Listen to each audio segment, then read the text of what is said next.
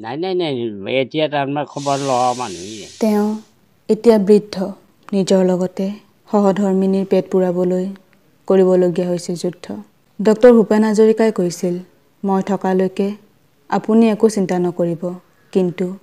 তেওঁ আজি সম্পূৰ্ণৰূপে অৱহেলিত এওঁ হৈছে মহেন্দ্ৰ কলিতা কাহানী শুনিলে এওঁৰ আপোনাৰো চকুজুৰি হ'ব হেমেকুৱা ঘৰ হৈছে কমলপুৰৰ সমীপৰ বৰলেচা গাঁৱত এসময়ৰ জনপ্ৰিয় অনাতাঁৰ শিল্পী আকাশবাণী গুৱাহাটী কেন্দ্ৰ তেওঁৰ লোকগীতেৰে পৰিছিল ভৰি পিছে এতিয়া তেওঁ জীয়াবলগীয়া হৈছে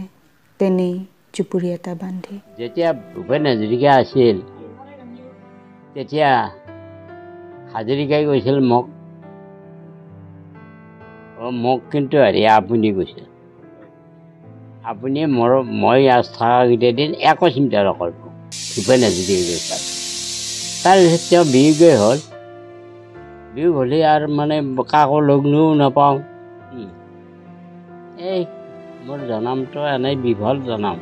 কৃষ্ণই কান্দে নিদাৰুণী যশোদাই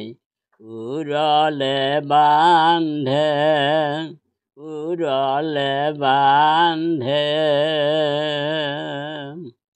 কৃষ্ণই কান্দে নিদাৰুণী যশোদা উৰলে বান্ধে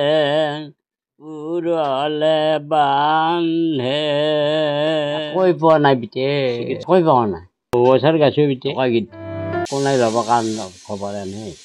দিম বুলি কোনদিনতে ক'লাক তাৰে মাজতো আহি ক'লাক এতিয়াকলৈ যদি দিয়া নাই ঘৰ মই এই ল'ৰাহঁতে পাইছে যেতিয়া মই হয় শিল্পী পেঞ্চনো নাই এইখন সংসাৰ ঈশ্বৰে সৃজিলে যাবৰে পৰতে যাবি কিনো মতে সংসাৰৰে মায়া এৰি মোৰ গুৰু ঐ সংসাৰৰে মায়া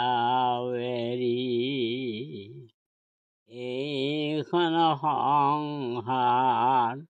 ঈশ্বৰে সৃজিলে যাবৰে পৰতে যাবি কিনো মতে সংসাৰৰে মায়া